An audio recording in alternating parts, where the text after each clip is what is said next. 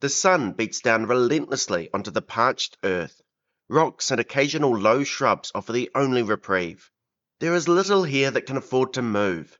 The ground fractures into dust and stone, its surface broken into patterns that repeat across the horizon. Nothing stands apart for long.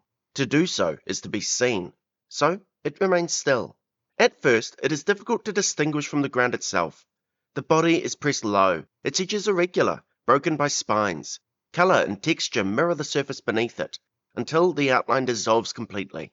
A lizard, but not in the way we expect. Flattened, broad, armoured, a horned lizard. Stillness is its first defence, but not its last. When concealment fails, when the distance closes and the threat does not turn away, it has one other defence.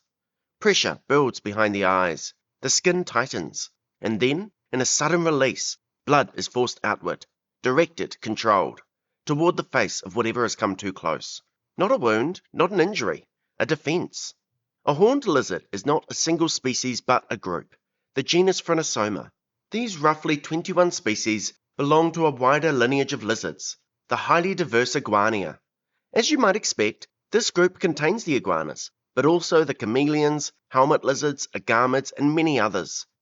Within this lineage, horned lizards sit in the family Phrynosomatidae, a group largely adapted to open, often arid environments. Many of their relatives climb, run, or display. Horned lizards do none of these things particularly well. Instead, their bodies are shaped by a different set of pressures. The form is immediately distinctive. The body is broad and flattened, pressed close to the ground. The limbs are short, held low, reducing elevation and shadow. Along the margins, rows of enlarged scales project outward, forming the spines that give the group its common name. These are not true horns, but modified scales, extensions of the skin, hardened and sharpened. The head, however, is different. Here the horns are more than surface structures or modified scales. In many species, they are supported by bone, forming rigid projections of the skull that extend backwards. In others, they are shorter, less pronounced. But in all cases, the effect is the same. A body that resists easy handling, and a silhouette that breaks apart when viewed from above. Nothing here is built for speed. Everything is built to remain unnoticed. But remaining unnoticed is only part of the strategy, because what these lizards feed on shapes almost everything that follows.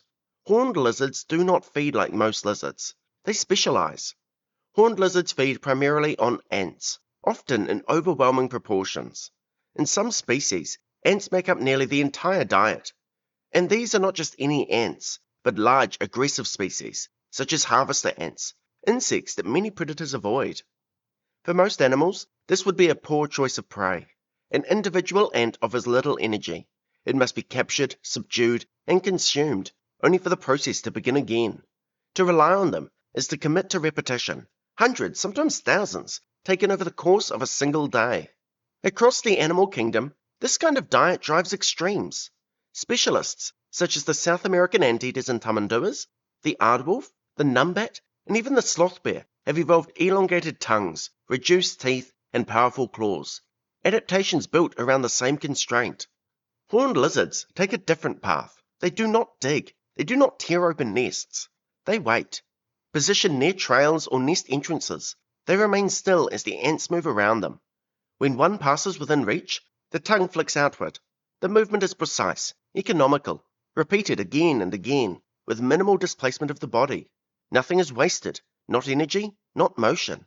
But ants are not passive prey. They bite, some sting. Harvester ants, in particular, possess venom potent enough to deter larger animals. To consume them in such numbers requires more than patience. It requires tolerance. Horned lizards show a degree of resistance to these defenses. The exact mechanisms vary, but the result is consistent. Prey that is dangerous to others becomes usable here. Such extreme specialization is a double-edged sword. On one hand, it gives horned lizards access to a source of food unusable by most. On the other, it makes them dependent on that food source. To depend on ants is to depend on their presence, their abundance, their behavior. It ties the lizard to the rhythms of the colony, to the structure of the habitat, to something smaller but no less complex, a strategy built on abundance, and one that leaves little room for change. To feed in this way is to remain exposed. A horned lizard does not chase and cannot flee over long distances. It feeds in the open, often in full view of whatever else shares the landscape, and so defense becomes essential. Horned lizards have several strategies to defend themselves. The first is the simplest, not to be seen at all. The body is already shaped for this, flattened against the ground, its outline broken by spines, its colour matching the substrate beneath it. From above, it does not present a clear form, but a disruption of pattern, something that blends into the repetition of dust and stone. But concealment is not always enough. When approached, the body changes. The lizard lowers itself further, pressing into the ground. The limbs fold, reducing height and shadow. If the threat continues, it draws in air, expanding the torso. The body widens, the spines extend outward. And what was once a low, indistinct shape becomes something broader, more difficult to grasp. Taking a mouthful becomes a problem. The spines themselves reinforce this. Along the body, and especially around the head, they project outward, increasing the apparent size and making it harder for a predator to secure a grip without injury. If contact is made, the response may change. The body stiffens, the limbs extend and fall still. Sometimes the lizard rolls onto its back. Movement stops entirely. This is thanatosis, feigning death. For certain predators, this can be enough. The absence of movement removes the stimulus to continue the attack. Interest fades and the threat passes. And if even that fails, if the predator persists, there is one final defense. In some species of horned lizard, blood flow can be restricted. This increases blood pressure in the sinuses around the eyes until blood is forced outward in a fine stream, directed at the face of the attacker. The spray can travel for over a meter. This ability, known as autohemorrhaging or reflex bleeding, is much more common among insects. Among vertebrates, it is exceptionally rare for blood to be projected in this way, although several snakes can release blood in the mouth as part of a death-feigning display. In horned lizards, autohemorrhaging is not random, it is aimed, and the effect is not simply visual. Compounds derived from their diet, the chemically defended ants, make their blood distasteful and irritating to mammalian predators, especially canids such as coyotes, wolves, and dogs. It is not without cost. Blood and fluids are lost, valuable resources in an already dry environment. But the volume is small, and the alternative is far more dangerous. It is not a perfect defense either. It works best against mammals, and especially canids, but has far less effect on a bird of prey. It is a defense used only when all others have failed, when the benefits make the cost trivial. A final escalation, from stillness to resistance. Nothing about its body is accidental. The shape, the posture, the armor, all of it reflects the same set of pressures, repeated over time. At first glance, the form is unusual. Among lizards, it stands apart. The body is broad and flattened, the limbs are short, the head heavily armored. It does not resemble the typical image of a fast-moving reptile. Instead, it recalls something else, a toad. Some common names reflect this similarity. In parts of their range, they are known as horned toads or horny toads. The resemblance is not the result of shared ancestry, but of convergence. Two very different lineages, arriving at a similar solution to the same problem.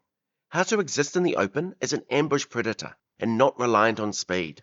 In both cases, the body is lowered toward the ground, reducing visibility. But it also reduces speed. Short limbs stabilize the body but restrict rapid movement. We have already looked at their defense strategies, but these are baked directly into their body. The torso is widened, breaking up the outline. Spikes and armor increase resistance but add weight. Defense is layered, passive first, then active only when necessary. Each feature solves one problem while creating others. In the horned lizards, these trade-offs align. The diet removes the need for pursuit. Ants are abundant, predictable, and slow. Food does not need to be chased, only gathered. That allows mobility to be reduced and energy to be conserved. At the same time, life in open habitats increases exposure to predators. Escape is unreliable, defense becomes essential, and the same body that allows them to hide from their prey also allows them to hide from their predators. Two problems solved by the same solution. And so, the body shifts, not toward speed, but toward endurance. Not toward evasion, but toward persistence. But this body does more than avoid predators. In an environment where water is unpredictable, animals need other solutions. Reptiles have an advantage over other vertebrates due to their scaled hides. Scales not only provide armor, but reduce water loss through evaporation. Again, two solutions in one. But horned lizards take this even further. They can actively use their body to capture water. When rain falls, they adopt a characteristic posture. The body is raised slightly, the limbs extended, the head lowered. Water striking the surface does not simply run off. Instead, it is directed. This technique, known as rain harvesting, relies on the structure of their bodies. Between the scales, microscopic channels guide the flow. Droplets move along the surface of the body, drawn toward the corners of the mouth. From there, they are consumed. The animal does not need to seek out standing water. It carries the means to collect it. So far, we have talked about horned lizards in general terms, but this form is not identical across the group. The same underlying pattern is repeated, but never exactly the same way twice. Some species emphasize armor. The Texas horned lizard is among the most heavily defended. Its horns are long and pronounced, extending sharply from the back of its head. The body is broad, the spines well developed. In open, sparsely vegetated habitats, where concealment is limited, this emphasis on physical defense becomes more apparent. Others take a different approach. The greater short-horned lizard lives further north, in cooler and often more structurally complex environments. Here, the horns are shorter, the body more rounded, the overall appearance less extreme. Camouflage relies more on blending with varied substrate than on breaking up a stark outline. And, in some cases, the balance shifts again. The round-tail horned lizard is smaller, with reduced spines and a smoother outline. Its form reflects a different set of conditions. Substrates where a softer profile is sufficient, and heavy armor may be less critical. These are not separate strategies, but variations on a theme. Diet remains broadly similar. Ants still dominate. The same constraints apply, but within those limits, the details shift. Horn length, body shape, texture, behavior. Each species adjusts to the specifics of its environment. Even the most distinctive traits are not fixed. Take autohemorrhaging, an ability this group is well known for. But here's the thing, not all species can do it. Most can, but at least 3, including the round-tailed horned lizard, are either unable to squirt blood or only do it very rarely. This is an important reminder. Although we often talk about groups like the horned lizards as all the same, there are often major differences within the group. They are tuned not just by ancestry, but also by chance and environment. The horned lizard is exquisitely fine-tuned to its environment, but such precision comes at a cost. The same specialization that allows horned lizards to exploit a reliable source of food also limits their ability to adapt when that resource changes. Across much of their range, ants still dominate the landscape. But not all ants are equal. Many species within Phrynosoma rely heavily on harvester ants, slow-moving, surface-active, and predictable. These ants form the foundation of their diet. Remove them, and the system begins to break down. In some regions, that process has already begun.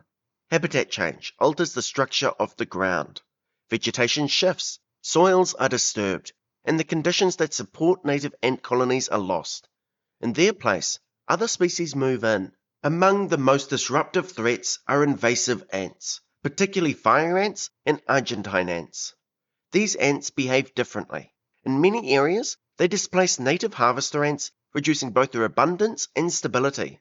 For horned lizards, they are a poor substitute. They are not taken in the same quantities, and their behavior makes them harder to exploit using a sit-and-wait strategy.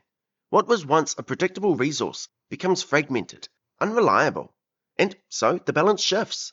The lizards do not always adjust. Their feeding strategy is built on abundance, not flexibility. Their physiology is tuned to a particular kind of prey. When that prey declines, alternatives are not easily taken. For some populations, the effects are already visible. The Texas horned lizard has disappeared from parts of its former range, including the state of Arkansas.